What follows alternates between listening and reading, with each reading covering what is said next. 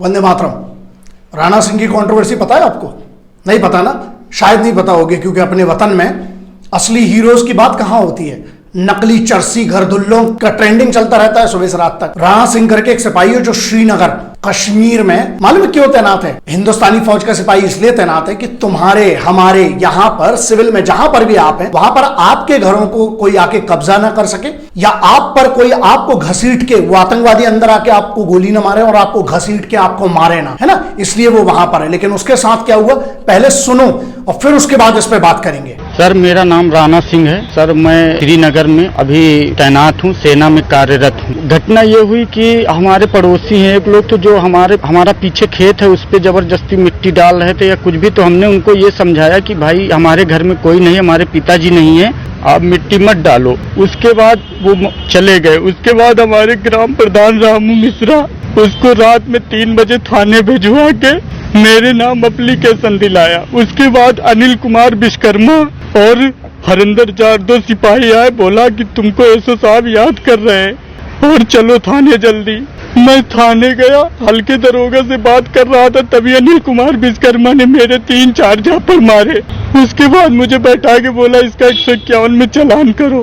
किसी तरह वहां से निकलने के लिए मैंने हाथ पैर जोड़ के सुलह सपाटा कराया और जो विपक्षी पार्टी थी उनके सामने मुझे मार के भगा दिया, बोला तुम जाओ। सुलहनामा पे मैंने साइन किया, सब कुछ मैंने किया।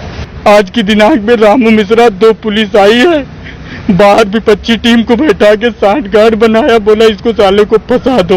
और हरिंदर जाट ने मेरे से बोला तुम्हें 151 में बचाया है, 4000 रुपए दे दो। मेरे पास 10 बजे रात तक की कॉल भी आई। क्या जरूरत थी जब मैं सुलह होके आ गया तो मेरे पास क्यों कॉल कर रहे थे? किसने मारा पीटा आपको? अनिल कुमार विश्वकर्मा। ये कौन है? ये कांस्टेबल है थाना डी। थानेदार को मैं रो रो के वही बताया कि सर मेरे को मारा है।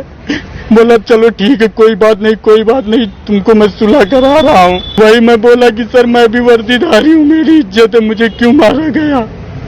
बोले कोई बात नहीं, चलो हो गया जो हो गया, तुम जाओ। एसपी साहब से यही कहना चाहता हूँ, मेरी नौकरी खतरे में पड़ सकती है, मुझे न्याय दिलाया जाए। और मेरे ग्राम प्रधान पूरी तरह से लगे विपक्षी को लेके, न्याय नहीं मिला तो मैं मुख्यमंत्री आवास के सामने जाके मुख्यमंत्री के सामने अपने आप पे पेट्रोल डाल के अपने खुद को जला दूंगा। मेरी आत्मसम्मान की बात है ये।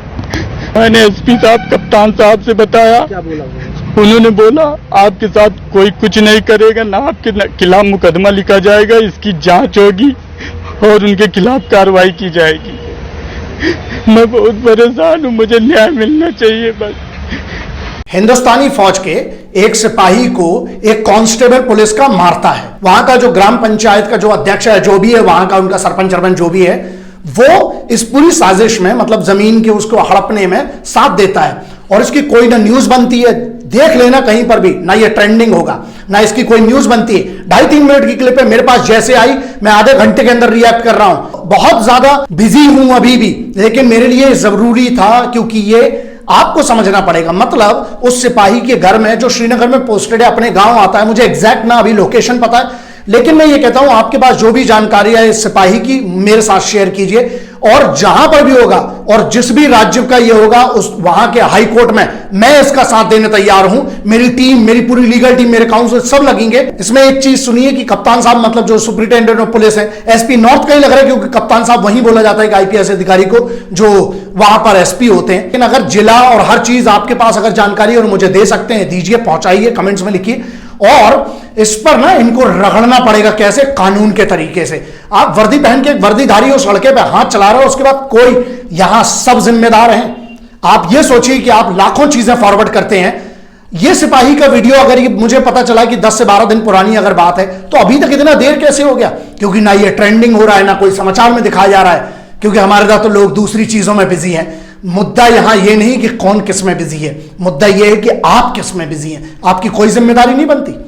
ऐसा जब किसी एक सिपाही के साथ होता, वैसे तो बहुत 15 अगस्त तो 26 जनवरी को हम डीपी बदल लेते हैं और जय हिंद वंदे मातरम इंकलाब जिंदाबाद बहुत होता है।